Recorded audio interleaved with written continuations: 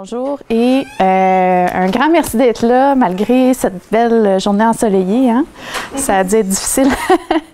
Donc, les présentations ont déjà été faites. Donc, moi, c'est Christelle Tardif-Crenier. Je suis professeure en psychoéducation à l'UQO depuis tout récemment et au campus de Saint-Jérôme. Donc, oui, il y a un campus à Saint-Jérôme. Et ce que je vais vous présenter aujourd'hui, en fait, c'est une étude que j'ai effectuée pendant mon postdoc, que j'ai eu la chance de faire sous la direction de Nadine Lanctot, que vous connaissez probablement, qui est professeure à l'Université de Sherbrooke en psychoéducation aussi. Et pendant ce postdoc-là, j'avais un pied aussi ici au Centre jeunesse. Donc, j'ai eu la chance de travailler avec Chantal Lavergne, que vous connaissez probablement aussi, qui est chercheur en établissement ici. Là, je dis Centre jeunesse, là, je sais que, bon, mais comme j'ai juste une heure, hein, je prends des petits raccourcis. J'espère que vous me le pardonnerez. Donc, je pense que quand je dis Centre jeunesse, tout le monde sait à quoi je fais référence. C'est une étude qui porte sur les adolescentes immigrantes qui sont hébergées en centre de réadaptation, comme l'annonce si bien le titre. Donc, ça va être une présentation assez typique, là. Donc, je vais vous présenter un article de recherche avec intro, méthode, résultats, discussion. Mais je me suis gardé une petite place à la fin parce que moi, je suis chanceuse. Aujourd'hui, j'ai l'occasion d'échanger avec des collègues chercheurs en établissement, puis des gens sur le terrain. Donc, je voulais vous présenter un projet qui est en cours actuellement, puis qui s'inscrit vraiment dans la continuité de l'étude que je vais vous présenter aujourd'hui. Puis, je serais vraiment intéressée à avoir vos points de vue sur ce projet-là parce qu'il est en démarrage, il est au tout début. Donc, je voulais profiter, dans le fond, de cette occasion-là, de cette rencontre-là, pour avoir votre regard sur ce projet-là. Donc, d'où c'est parti l'idée de s'intéresser aux adolescentes immigrantes? Hein? On le sait, c'est assez bien documenté, en particulier ici, qu'il y a une surreprésentation des jeunes qui sont issus de la diversité culturelle dans les services de protection de la jeunesse. Notamment, on pense aux travaux de Chantal Lavergne et de Sarah Dufour là, qui ont bien démontré cette situation-là. Il y a des données internes au Centre jeunesse qui montrent que 41% des enfants qui sont signalés en vertu de la loi sur la protection de la jeunesse, donc la LPJ, en 2013-2014, étaient issus de la diversité culturelle, donc 41%, et 52% en LSJPA.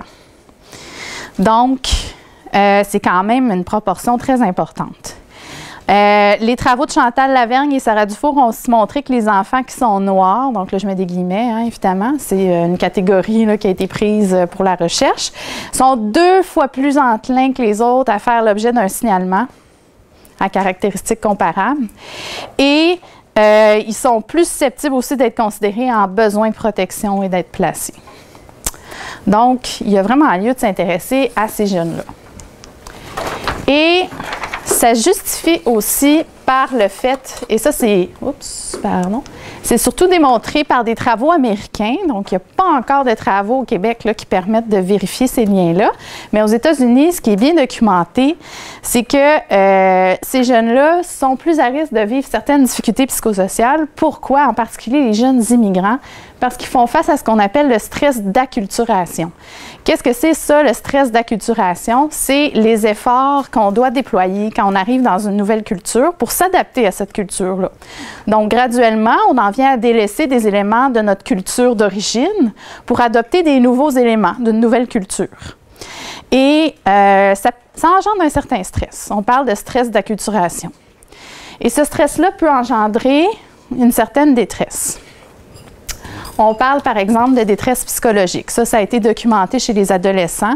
En particulier, ce qui a été observé, ce sont des symptômes anxieux et dépressifs. Donc, il y a vraiment un lien entre le fait de vivre ce stress-là et de vivre des symptômes anxieux et dépressifs. Ce qui a été montré aussi, c'est que plus l'écart culturel entre le pays d'où je viens et le pays où j'arrive est grand, plus je vais vivre de stress.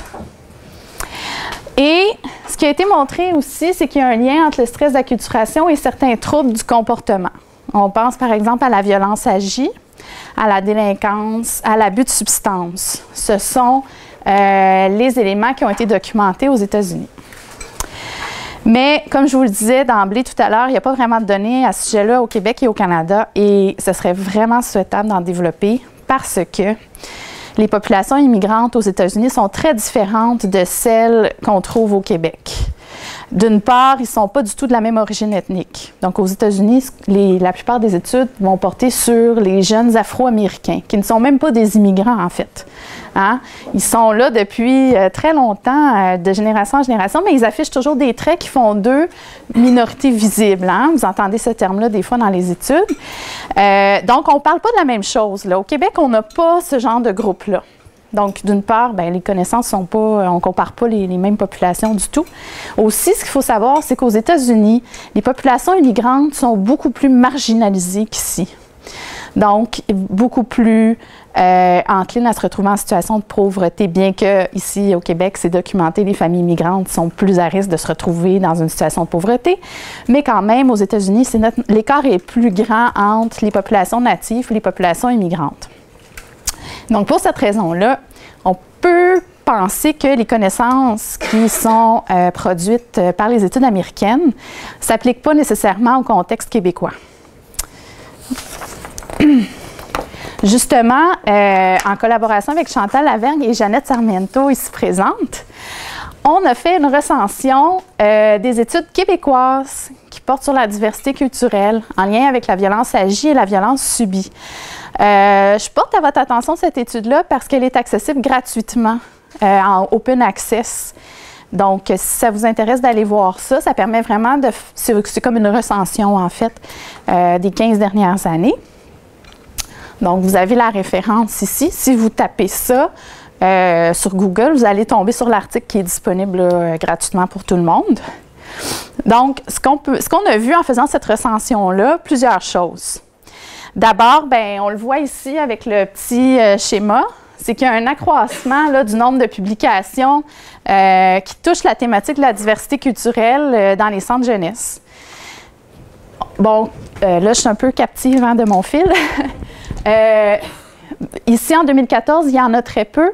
La raison étant que quand on a fait la recension, il y avait fort probablement des études qui n'avaient toujours pas été publiées. Puis si on refaisait l'exercice maintenant, probablement qu'on en aurait beaucoup plus que 3 là, en 2014. Donc, on voit qu'il y a une augmentation. Donc, il y a un intérêt de la part des chercheurs pour étudier ce phénomène-là. Mais ce qu'on a vu en faisant cette recension-là, c'est que si c'est bien documenté qu'il y a une surreprésentation, parce que ça revenait beaucoup là, dans les études, on en sait très peu actuellement sur les caractéristiques des jeunes issus de l'immigration qui reçoivent des services des centres jeunesse. Donc, on sait qu'ils sont très nombreux. On sait à peu près c'est quoi leur parcours de service, mais on sait peu c'est quoi leur vécu à travers tout ça. Qu'est-ce qui les caractérise? Il y a aussi très peu de documentation sur la violence agie. Et si je me rappelle bien, il y avait 1 ou 2 études qui portaient sur les jeunes qui étaient en centre de réadaptation. Donc, ça met un peu la table sur ce que je vais vous présenter. Et on s'est dit que d'avoir une meilleure connaissance des caractéristiques de ces jeunes-là, au-delà des statistiques là, de leur présence dans les services, bien, ça allait nous aider à faire un premier pas vers éventuellement une meilleure connaissance de leurs besoins, hein, parce qu'on peut présumer qu'ils ont peut-être des besoins qui leur sont spécifiques compte tenu des enjeux là, qu'ils vivent. Donc, on en est venu avec Nadine à se dire, bien, ça serait intéressant. Nadine, elle avait une banque de données là, que vous connaissez peut-être qui porte sur des adolescentes. Donc, on s'est dit, est-ce que ce serait intéressant d'étudier les adolescentes immigrantes? La réponse est oui, parce que dans la littérature, il y a certains auteurs qui ont montré que ces filles-là présentaient un profil familial particulier qui pouvait potentiellement les mettre à risque de vivre des difficultés qui leur sont particulières lorsqu'on les compare avec les adolescents là, de sexe masculin.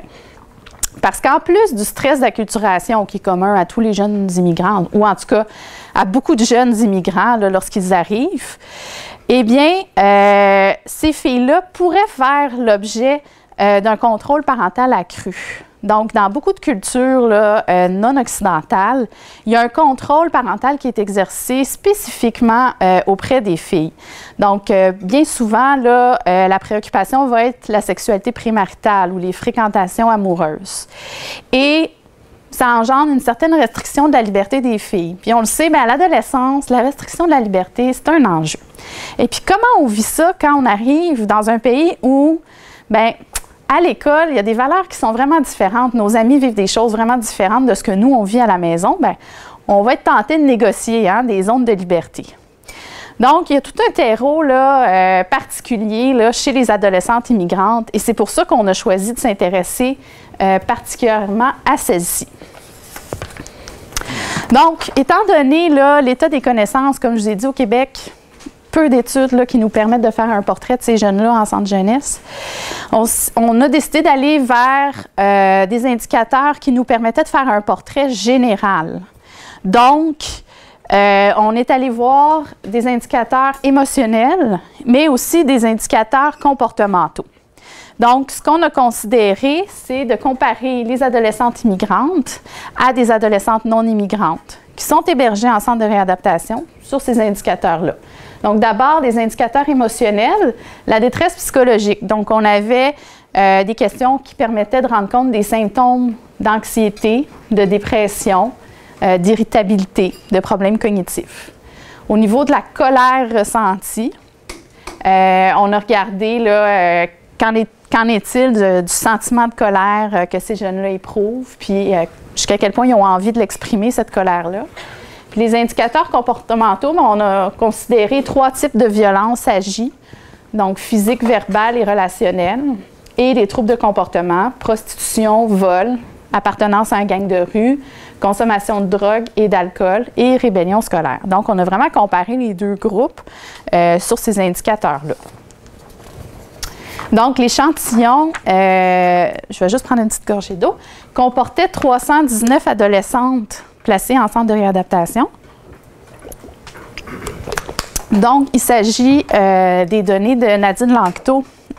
Donc, elle mène une étude longitudinale depuis de nombreuses années sur ces jeunes-là. Et ce sont des données qui ont été recueillies en janvier 2008. Donc, ça fait un petit moment quand même. L'âge moyen de ces adolescentes-là était de 15 ans. Et au total, on avait 45 adolescentes immigrantes. Donc, on voit qu'il n'y a quand même pas tant que ça d'adolescentes immigrantes dans l'échantillon, compte tenu des pourcentages que j'ai évoqués tout à l'heure en introduction. Donc, adolescentes immigrantes, qu'est-ce qu'on entend ici? Ce sont tout simplement des jeunes qui sont nés à l'extérieur du Canada.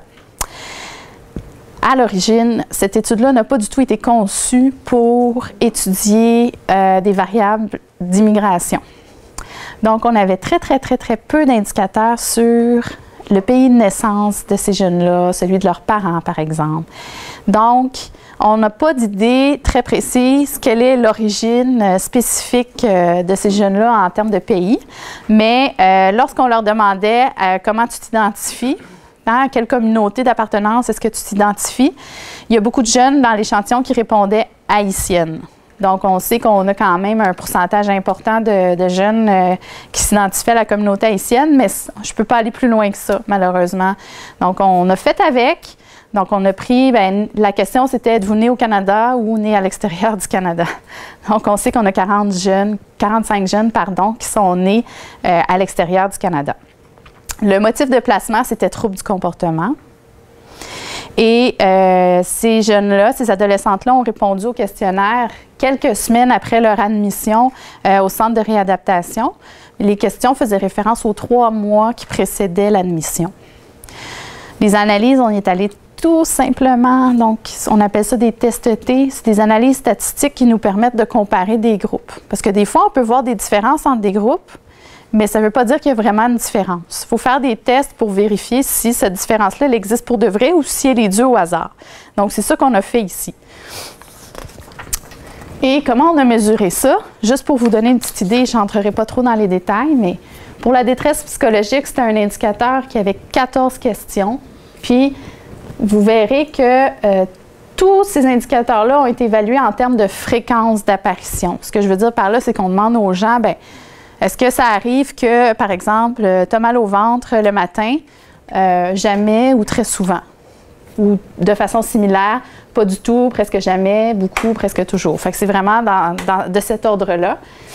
Pour la colère ressentie, il y avait beaucoup de questions, donc 57 questions. Ici, c'est un instrument là, bien validé, le State Trait Anger Expression Inventory, mais il a été traduit et validé en français pour des adolescents québécois. Ici, la violence agit.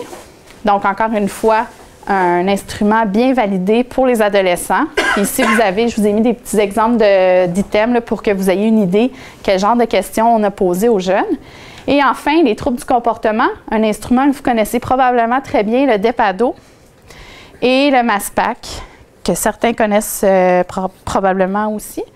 Donc, c'est comme ça qu'on a mesuré nos variables dans cette étude-là. Donc là, on va passer aux résultats. C'est la partie la plus intéressante. Donc, qu'est-ce qui ressort ici? Les adolescentes, là, ben ça, bon, c'est pour les intéressés, là, mais moi, je vais vous dire qu'est-ce qu'on voit ici. Donc, les adolescentes présentent moins de troubles de comportement que les adolescentes non immigrantes. Par contre, j'attire votre attention, le petit symbole ici, ça veut dire que c'est un résultat marginal. Ça veut dire que c'est plutôt faible.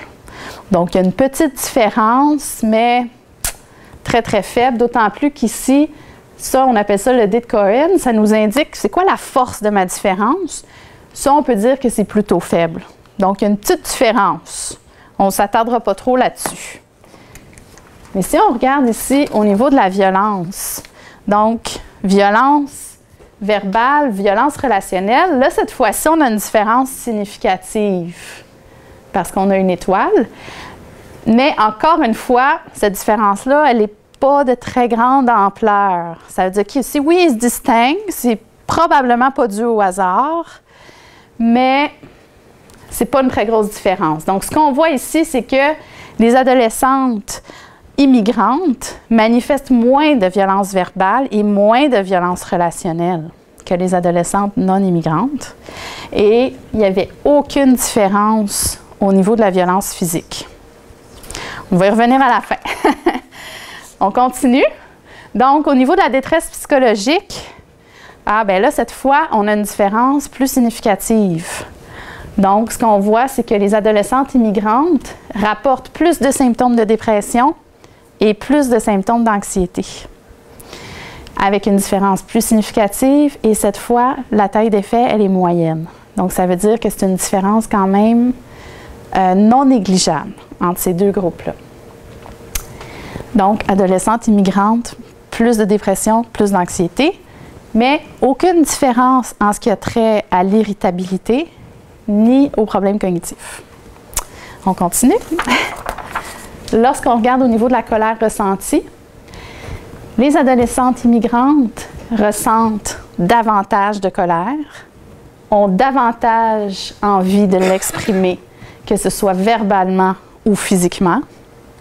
Et ici, on a une différence qui est significative ici, donc pour le sentiment de colère, mais pour l'envie de l'exprimer, on est encore une fois dans la marginale. Donc ça veut dire qu'il y a une différence, mais plutôt faible entre les deux groupes. Mais je rattire votre attention ici. Donc, elles ressentent davantage de colère et on a une taille d'effet qui est quand même modérée ici. Donc, c'est un effet qui est quand même assez intéressant. Quand on a vu ça, on s'est demandé, bien, est-ce qu'elles expriment ouvertement cette colère-là? Donc, on est allé voir, qu'en est-il de l'expression agressive de la colère? Donc, par exemple, crier, lancer des objets, frapper un mur. Eh bien, il n'y avait aucune différence entre les groupes. Donc, en dépit du fait qu'elles ressentent plus de colère, elles ne l'expriment pas de façon différente de leurs pairs qui sont non issus de l'immigration. Donc, là, je vous ai présenté, c'est spécial parce que c'est un portrait là, très général. On va essayer de rassembler tout ça pour voir, bien là, qu'est-ce qu'on conclut de tout ça. J'insiste quand même sur le fait que dans l'ensemble, comme je vous l'ai dit, les tailles d'effet de mes différences étaient plutôt faibles. Hein, fait qu'on ne peut pas conclure là, à vraiment, là, wow, ils sont tellement différents, ces deux groupes-là. Mais quand même, ça nous donne une idée. Aussi, bien, les analyses n'étaient pas très sophistiquées. Donc, ce qu'on a fait, c'était vraiment des analyses de base parce qu'on était dans une optique exploratoire.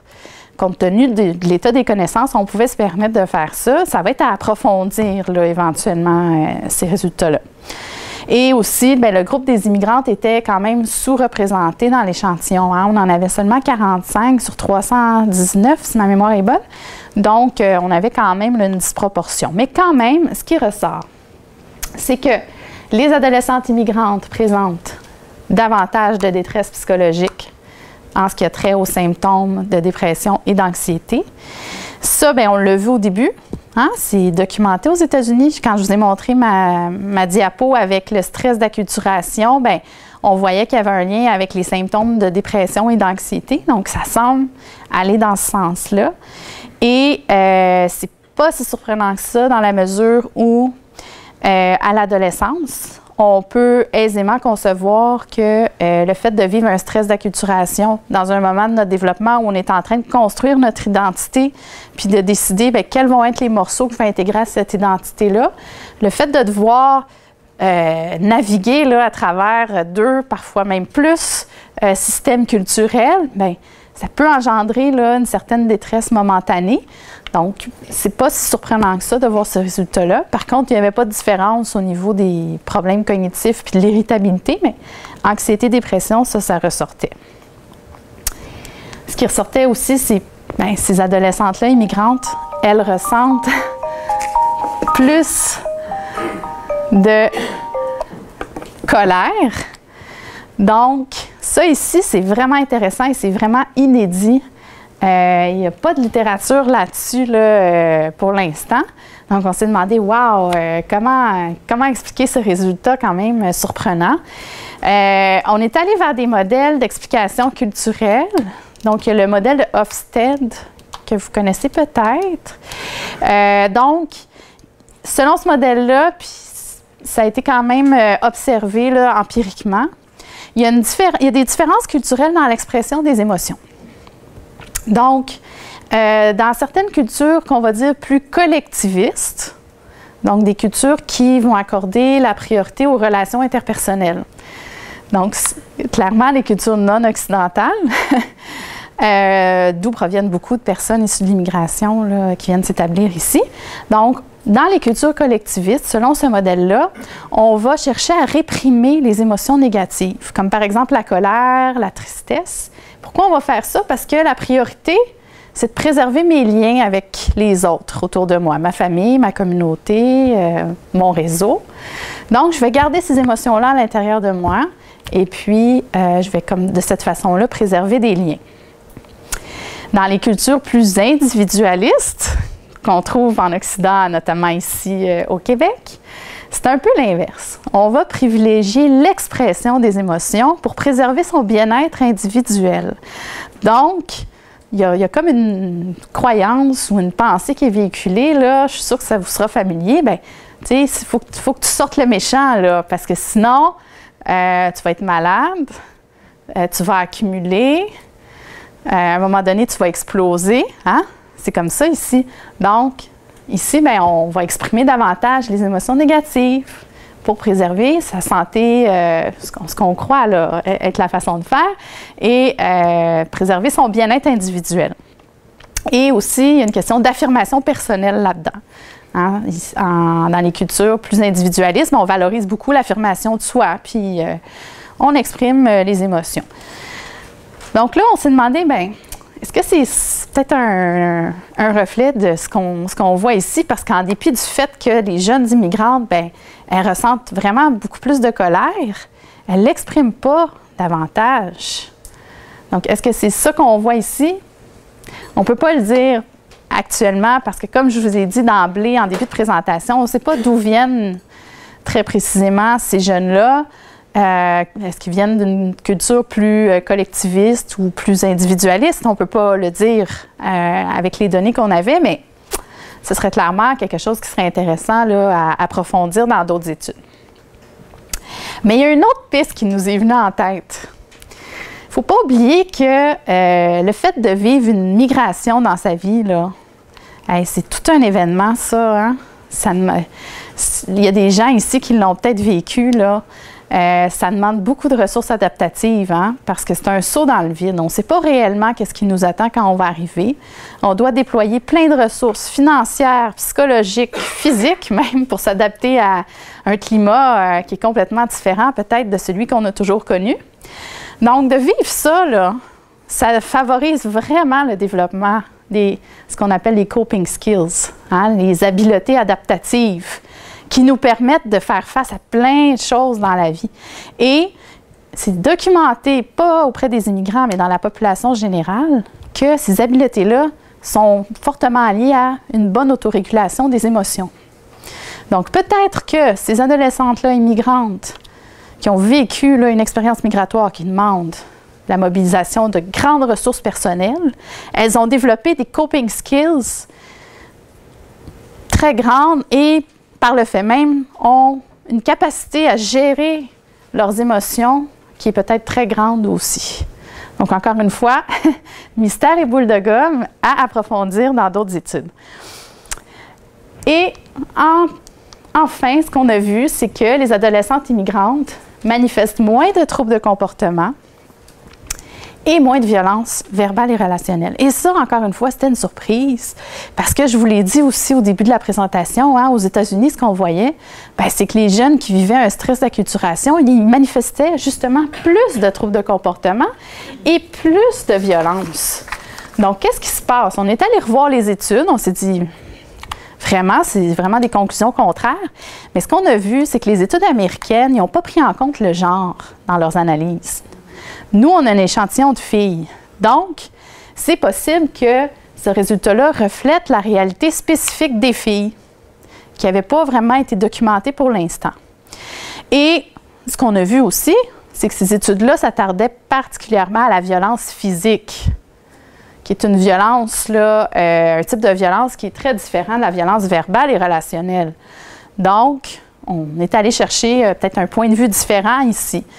Donc, globalement, qu'est-ce que ça suggère, tout ça? Bien, c'est que ces adolescentes-là immigrantes, quand elles sont en centre de réadaptation, elles semblent présenter un profil de difficulté qui est plus intériorisé, hein? Parce qu'elles vivent une détresse intérieure, elles vivent des symptômes d'anxiété, de dépression, elles ressentent de la colère, mais elles ne vont pas nécessairement les manifester cette détresse-là par des actions qui dérangent, hein? Qui sont susceptibles d'attirer l'attention des intervenants.